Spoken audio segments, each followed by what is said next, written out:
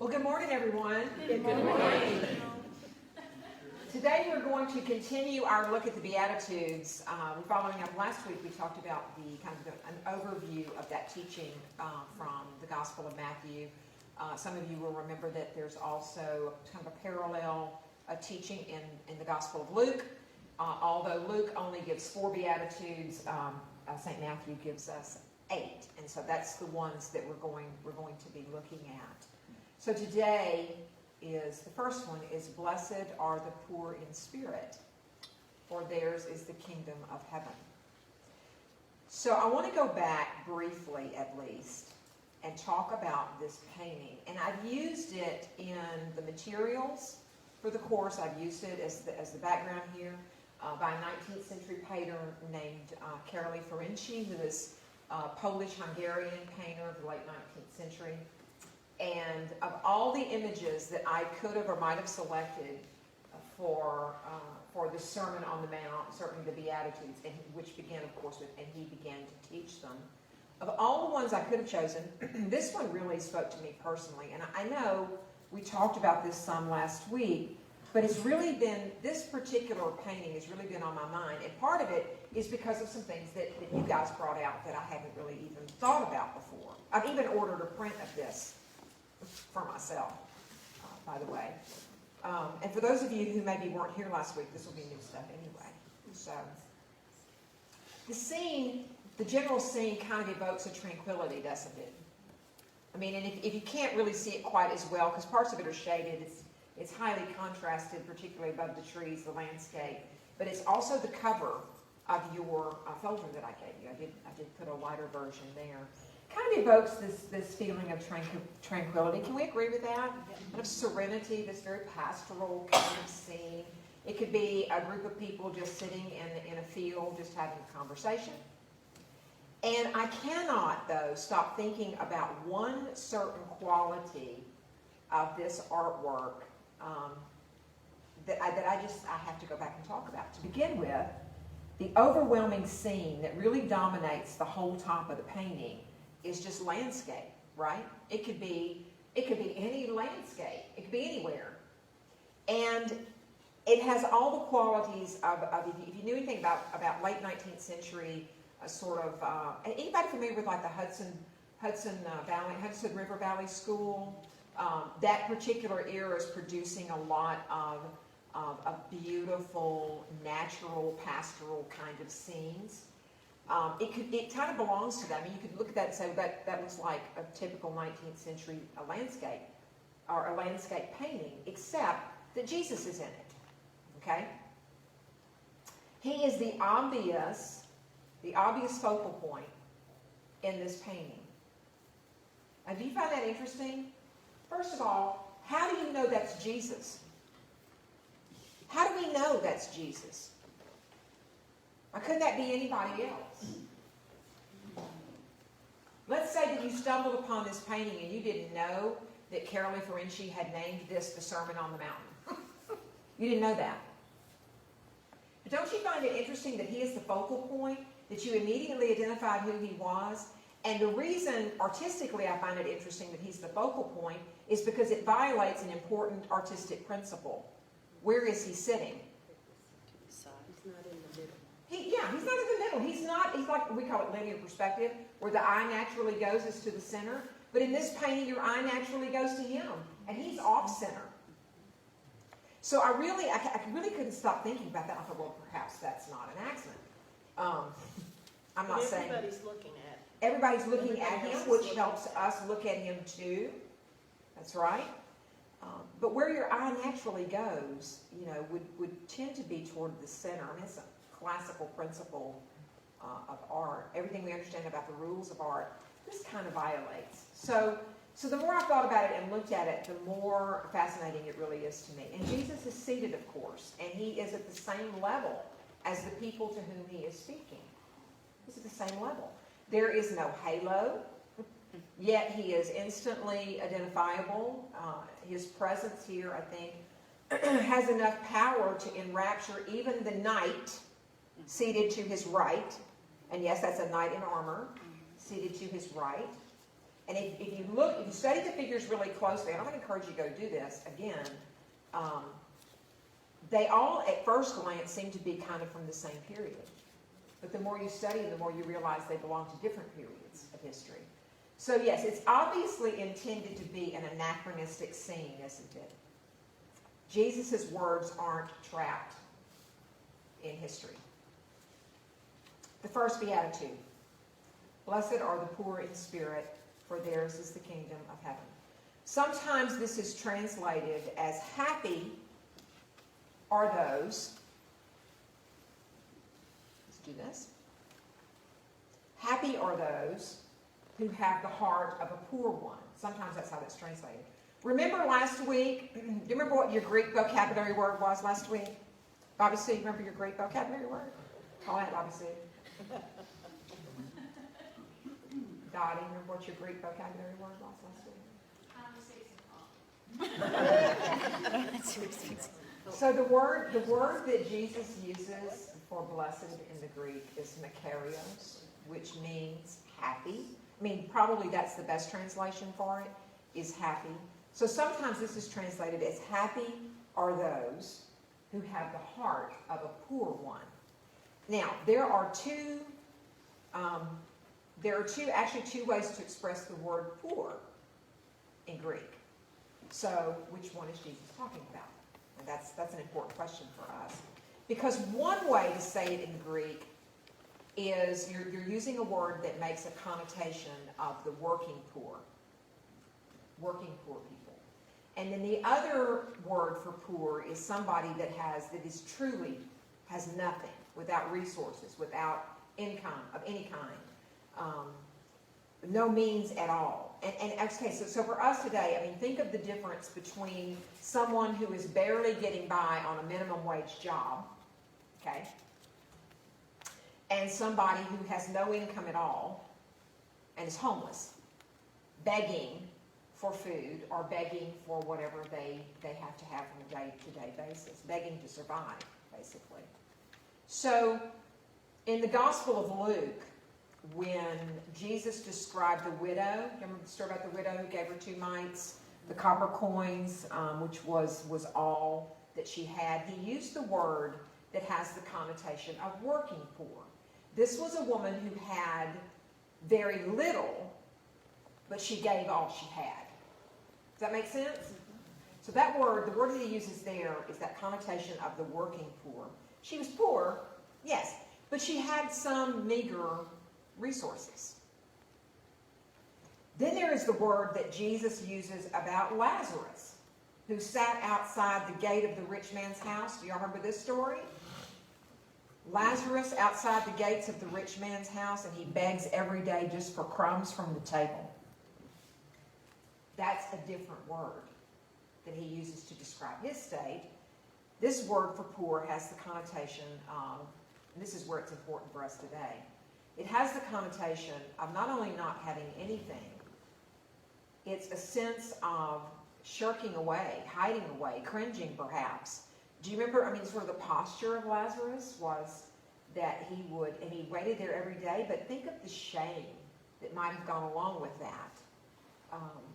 And so this implies a sense of sort of pulling back, hiding away, cringing, maybe even. When Christ says, "Blessed are the poor in spirit, for theirs is the kingdom of heaven," he is talking about this second kind of poor. And before we get too much ahead of ourselves, what I'm getting ready to tell you, he's saying here, has very little to do with material poverty at all. Because he says, the poor in spirit, he uses this word that has the connotation of someone who has nothing. But he's talking about a spiritual poverty. Do you see that? Blessed are the poor, not blessed are the poor in material goods. It's blessed are the poor in spirit. So he's using, when I say he's using the second kind of poor, the word he's using for poor is the same one that's used in the gospel account of Lazarus outside the gate of the rich man. So many biblical scholars have suggested that there's even more here than this. his use of theirs. Theirs is the kingdom of heaven. That the word theirs is in an emphatic voice in Greek. That the kingdom of heaven is theirs alone. Theirs alone. Open for them alone.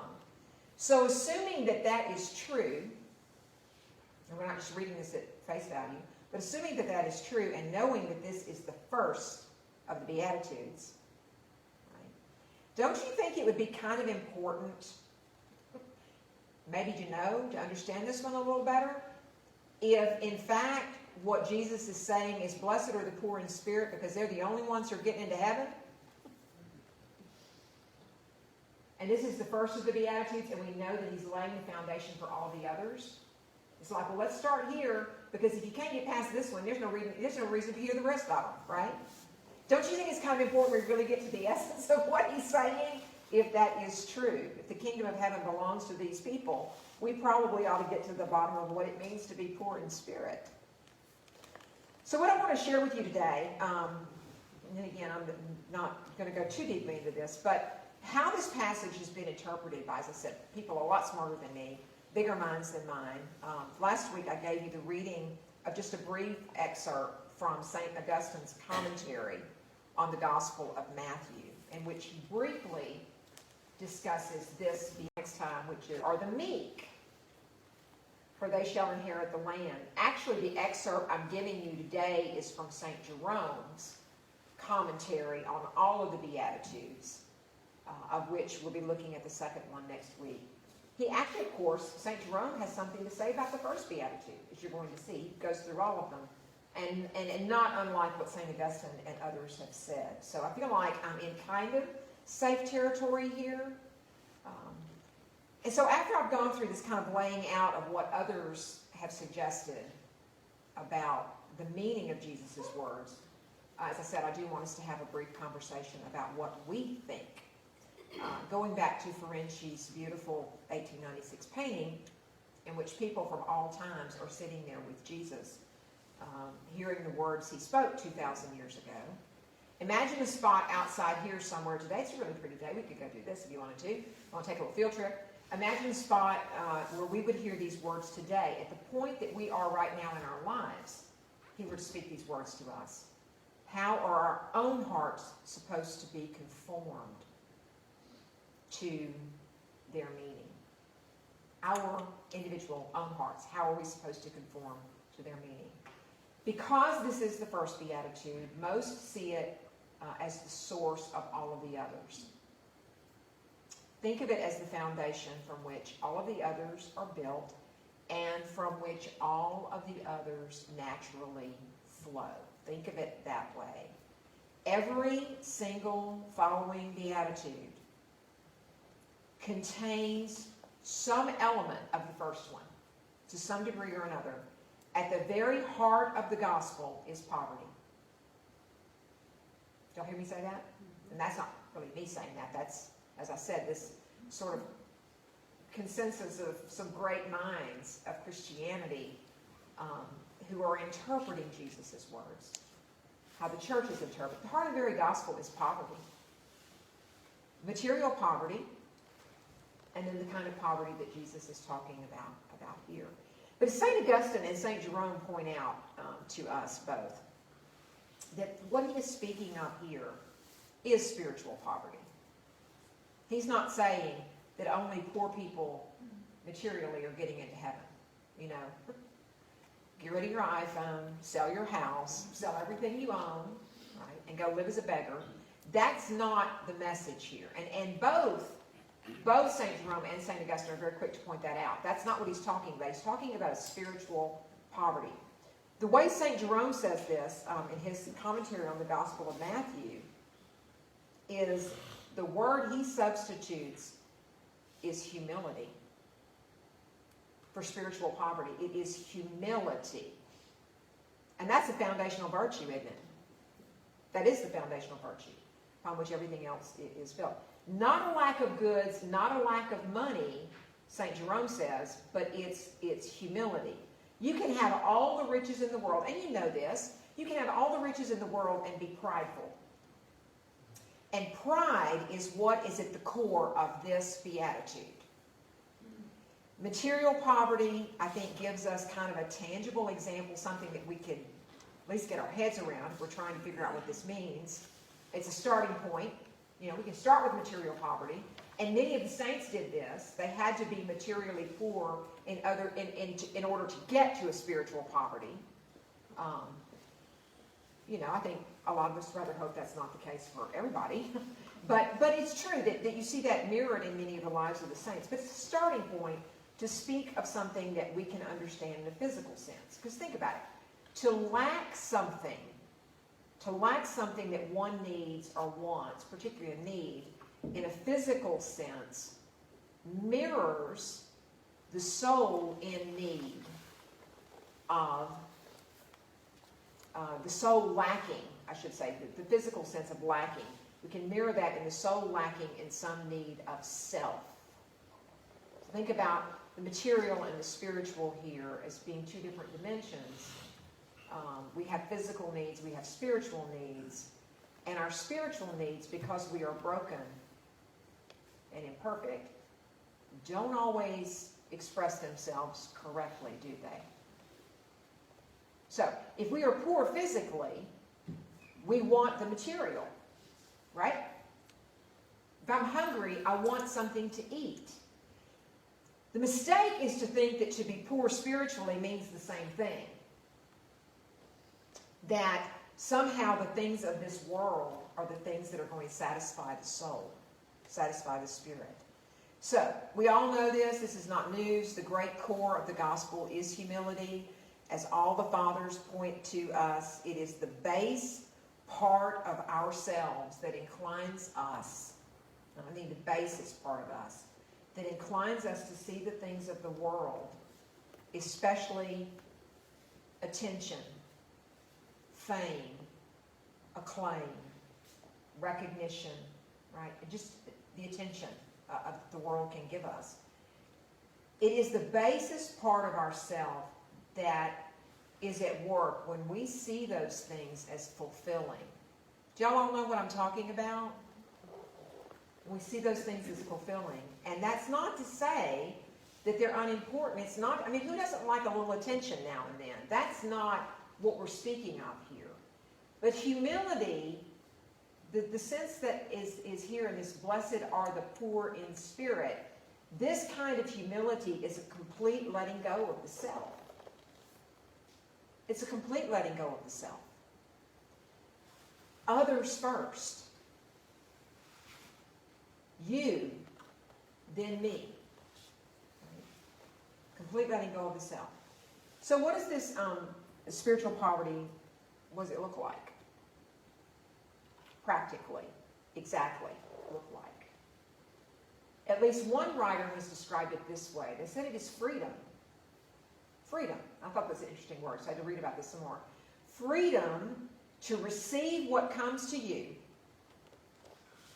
and the freedom to let it go. That you freely receive, and remember that we have one source for everything we receive. Right? Does everybody know what that one source is? Good. Okay. So we have one source, and when we receive, we give. We freely receive it, and we freely give it. We don't take what God gives us and grab it or seize it or claim it with ownership. We freely receive it, and we freely give it. And that sounds like that's so easy, right? To give everything freely and share it freely, to sort of be this conduit of God's grace and God's goodness, that everything we receive, we give. And I'll point this out again. We receive from God not according to what we deserve. Thank God. Right? We receive not according to what we deserve. But we receive God's love all the time. And what comes from His generosity to us. That's what this is talking about. What you receive from God, you share. You give freely. His plan is never that we become focused on how great we are or how wonderful the things are that we are doing, but how great and generous He is. So this is what I'm talking about when I say this loss of the sense of self that all the fathers have written about. I think this is true of all of us, okay? With everything that one achieves in life, and I'm thinking here about the spiritual poverty being those things that feed the ego, those are the things we naturally have to look at, right? So whenever everything that we achieve in life or that we do in life, accomplish, whatever it is that's getting the attention of the world, with every acclaim or attention or accomplishment that we have, we need to remember that that is associated with some gift. And where does that gift come from? You know, it's associated with the gift. For instance, you win an Academy Award for Best Actress, right? You score the winning touchdown in the Super Bowl, right? You achieve the highest possible rank or award in your profession. I'm not saying any of these are bad. They're all good, right? Your film wins lots of film festivals. Whatever those things are that we accomplish, that we achieve, that we do in the world are the result of some gift. And it is a gift that doesn't originate with us. We're not the source of it. So, at the base of that worldly notice, whatever that worldly acclaim we're getting is, the base of that is a gift from God. Is the manifestation of that gift to His credit or to ours? That, I think, is what we're talking about here. Spiritual poverty is to set aside ego and ownership of anything. Of anything. It is a dying to self. It is a detachment that really has to be that which gives, it makes us a conduit. What God freely gives, we freely share. And it has to be a conduit of the Holy Spirit into the world when we do that. This dying of self. And that's what the fathers, what the reading from Augustine, that's what he's talking about. That's what St. Jerome is talking about. I'm going to send you away today with a reading that comes from the Commentary on Nature and Grace that appears in Aquinas' Summa Theologica. And just so you won't be intimidated by that, I actually highlighted something for you. Like, okay, figure out which part of this I might think is important, but I actually highlighted it. That's what they're all speaking about, is this dying to self. Because when we receive rightly and giving, we are giving away as we are receiving. That's the whole point. This experience of spiritual poverty is really meant to help us realize who we really are. Broken, imperfect, to know that what we truly have in our hearts, sometimes if you look in those dark, black places in your heart, to know who you truly are, somebody that is broken and in need of redemption, to know ourselves as we are without having any illusions that the world would have us believe with the attention, the acclaim, or whatever we get. That's not the image of who we really are. And do that. I mean, do what I'm suggesting here. To know what's really in your heart, then you find there's nothing much to feel proud of. There's no pride in that. We see our limitations. We see our failures every single day. And maybe it's as St. Bernadette of Lourdes once said. She said this, that it takes many humiliations to make someone humble. Humility is a sign, y'all, of an encounter with God. It's a sign. In encountering God, we realize we aren't Him. And that's the base of what we're talking about. This spiritual poverty is knowing we are not. We are not God. We aren't Him. And when we have an encounter with God, we see our sin and our separation from Him. That's a pretty good place to begin and end the day, by the way. I'm just saying. An examination of conscience. The end of the day, instead of being all the ways I failed that day, it becomes a reminder to me of this perspective of the great minds of our faith have written about. That there is God and I am not Him. It's hard though, isn't it? Do y'all find this hard? Okay, well, don't give up. We're on the first Beatitude, but don't give up. Because you got 7 more to go, but don't give up. I mean, it is hard, although we can probably all, I think, agree on that. I mean, because even humility itself can be a bit of an ego kick, right? Ego trap. I'm so humble. Right? I mean, there is always that part of our brokenness at work in us. Humility is a perfect attribute for God only. I mean, only God has that as a perfect attribute.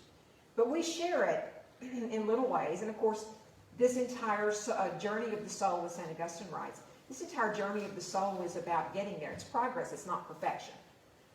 It is to orient ourselves to Him and not to self. As Pope Francis has said, true faith has no arrogance. That came out of his encyclical Lumen Fidei, where he writes about this virtue of humility as being so foundational here to all the others.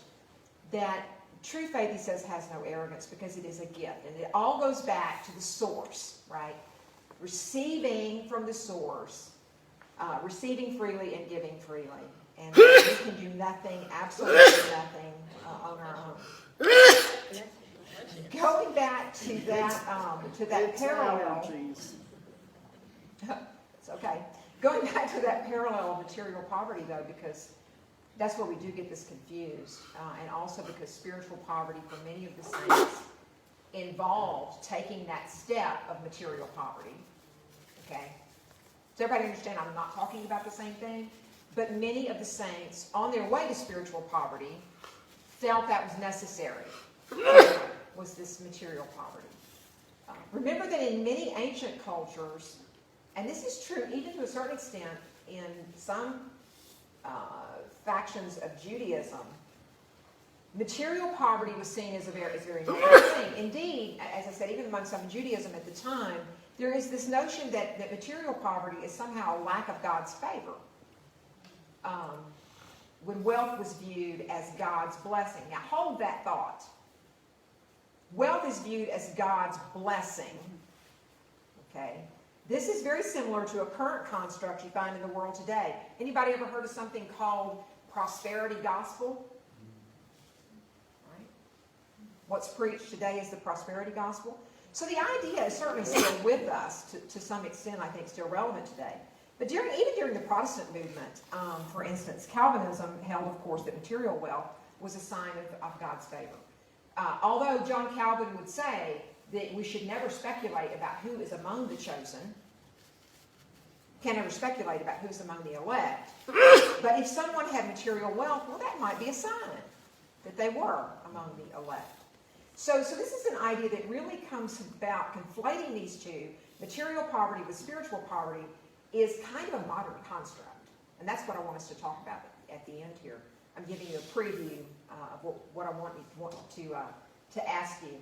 So it's probably fair to say that in our postmodern, and that's where we are, I'm sorry to say, although I'm increasingly hearing the word, y'all aren't going to believe this, I'm increasingly hearing the term in academia that we are postmodern. We are so over postmodern. We are postmodern now. I'm not quite ready to go there yet, but I think it's fair to say that our postmodern world has conflated these two things, the material poor and the spiritual poor.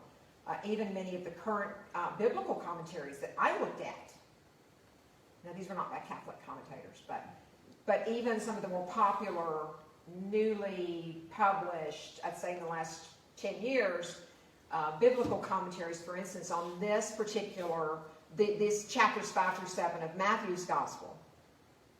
Even many of them that I've looked at, they discuss this beatitude as if Jesus was talking about those who are materially poor. Right? That don't worry because you're going to be rich in heaven. So I think that, and even some commentaries point to a kind of a social gospel that calls us to a radical remaking of the world. That don't just feed the hungry, or combat hunger or combat poverty. Don't just feed the hungry. Let's eradicate hunger. And we can bring the kingdom of heaven that Jesus is talking about. Like, we can do this. Jesus is not bringing the New Jerusalem to us, but we can somehow create it ourselves. So there's this kind of dangerous infusion of a lot of postmodern philosophy in recent interpretations of these Beatitudes. In case you're wondering why your homework was to read St. Augustine, St. Jerome, St. Ambrose, looking at St. Thomas Aquinas, right? Call me old-fashioned. But they understood the truth as being something objective and not subjective, and not related to whatever our social conditions are in the world. Now, I want to clear up something. I'm not saying we shouldn't work to end hunger. Don't take that away today. Facebook world, don't take that away today. I am not in any way suggesting we shouldn't work to do that, or we shouldn't work to address the real, very real issues of poverty all over the world today, material poverty. But the mission of the church is not to bring about what Jesus is going to do, which is to bring the New Jerusalem, to bring the new kingdom. We are to work in the kingdom, right? And this is a goal, to see beyond material poverty to something that is eternal. Does that make sense? Yes. Am I making any sense at all? Anybody? Yes. Okay. So what I'm suggesting is that these types of statements that I just mentioned miss the entire point that no one before the modern or postmodern world confused these two things. Nobody did.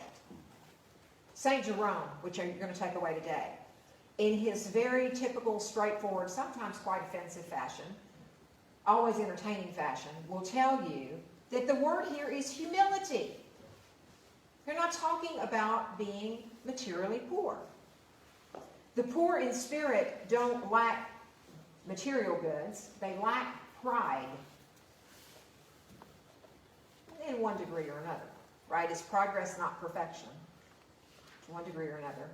It is to be humble to the point of trying, at least trying, to let go of the self. And the more we do that, in whatever circumstance you find yourself in, to let go of yourself, there can be true joy. And that's what we talked about last week, right? Joy is the mark of the Christian life. Remember, that's the whole setting. Who was here last week and remember the bookends to this teaching? When Jesus sat down and began to teach them. Do you remember the bookends? This is a test for today. Who was paying attention last week? We talked about the bookends. The intro to this, and then how the Sermon on the Mount concludes. There is this bookends. It places it in just the context that he's speaking to his disciples, remember, but he's speaking to the crowds that stretch to the horizon, which is all of humanity, as Pope Francis said very beautifully. So the mark of the Christian life is joy. And so this is how we do it. This is how we do it. When we are far from self, we are closer to God. That's the only way it works. It's the only way it works. To be postured toward God is to know that He is the source and I am not.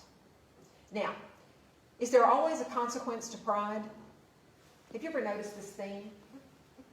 If not in your own life, you probably noticed it in the lives of others. Right? Because that's what we do. I'm going to point to what's in your eye, right?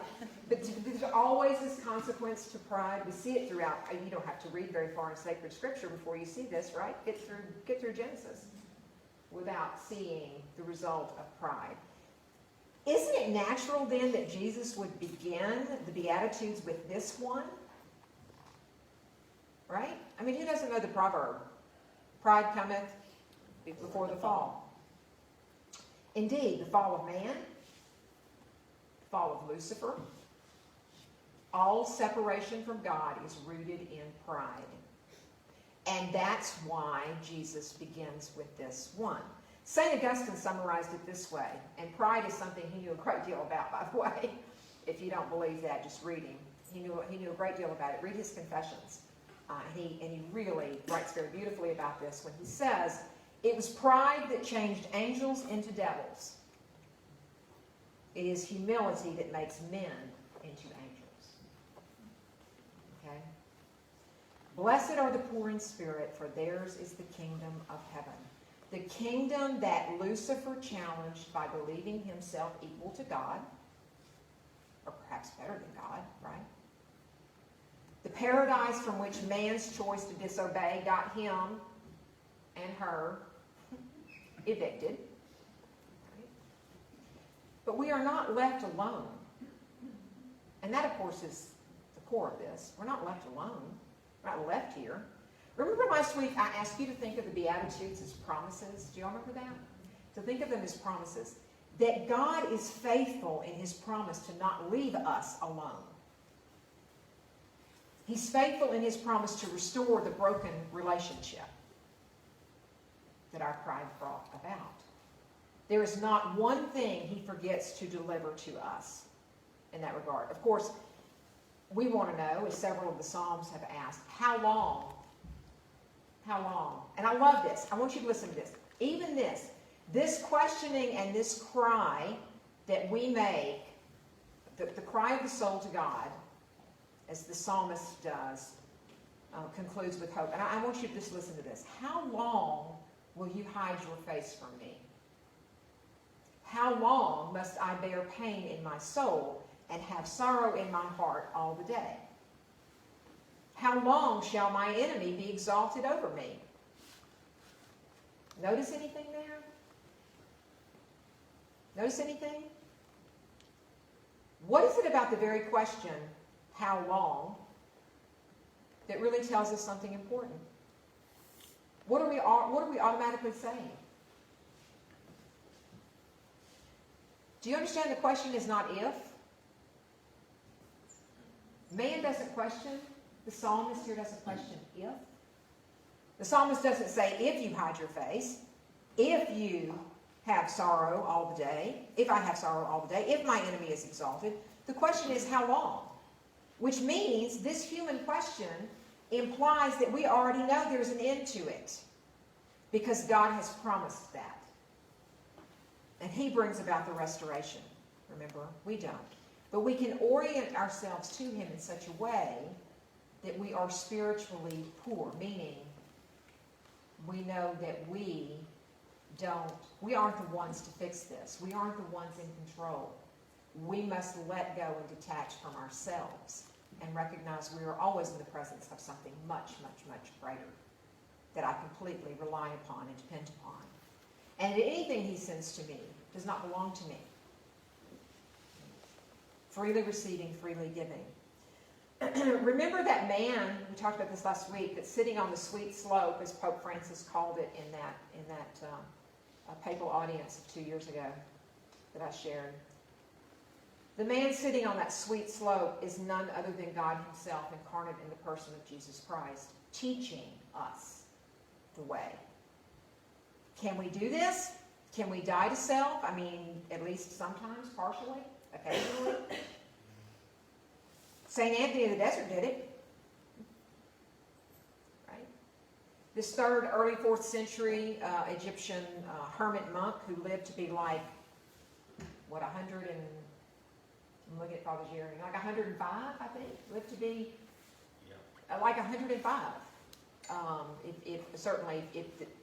St. Athanasius of Alexandria wrote a beautiful biography of him, and he tells us the year 100, and he lived to be 105, I'm going to say. And he certainly did it.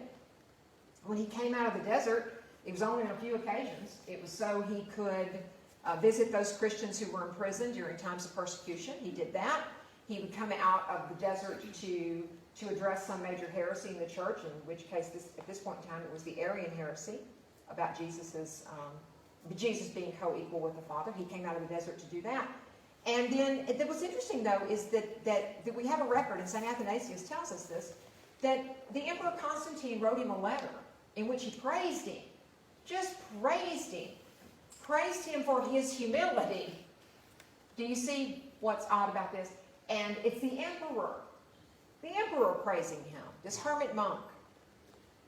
And then he exhorts St. Anthony to be sure you pray for me, right, the emperor, and my whole family. And rather than being like super pumped by this, St. Anthony wrote back and to the emperor telling him, stop looking to the world. Stop looking at the world. Stop looking to the temporal. This is all passing away. Look to eternity. So we have that great story of him. St. Francis of Assisi did it. We know, of course, that in his case it also involved detaching from the material completely and humbling himself in obedience and service to other people. We have a great example of that. Certainly St. Mother Teresa of Calcutta did this, a more modern example for us. I'm sure you can think of many, many, many more who have done this. I find it a little funny that Augustine struggled with this always, even to the end of his life. He struggled with pride. I want to tell you a story about his deathbed, and I've gone a few minutes over what I'd intended to, but this is too great a story. So remember that Bishop of Hippo in North Africa, who was living during a time, this is the area where the Vandals were, one of those barbarian tribes, and this is at the time, of course, when the Western Roman Empire is deteriorating, collapsing, passing away. It's already been assaulted by various barbarian tribes going back a couple of centuries by this point in time. And he was on his deathbed, and with this beautiful story about the men around him having written some of his favorite psalms on the wall so that as he lay dying he could read those. And someone comes in and says, there's a soldier at the door who's been wounded, and he's asking, the men with him are asking if you would pray for him. St. Augustine's on his deathbed, and you know what he says? I'm dying. Why doesn't somebody pray for me? It's great. And so my point is that we all struggle with this. It's the great St. Augustine, right? You can do this. I think he writes, as I said, beautifully about that in his Confessions too. Not about his deathbed, obviously, experience, but about his own struggle with letting go of self. And ours doesn't have to be as extreme as any of these stories. I'm not suggesting that we walk away from the world as St. Anthony did. I think because most of us are called to live within it. So that's what I want to talk about, is living within it and how we can live this beatitude. So to that end, there's some buzzwords I want us to address. Blessed is one of them, except the way that it's hashtagged in social media is blessed. And in what context do you normally see that? Right. So I'm going to pass out those. I've got some questions I want y'all to think about, and we'll have a little discussion here for the next, 10 or 15 minutes. But I'm going to stop the video right now, and then we'll do that, okay?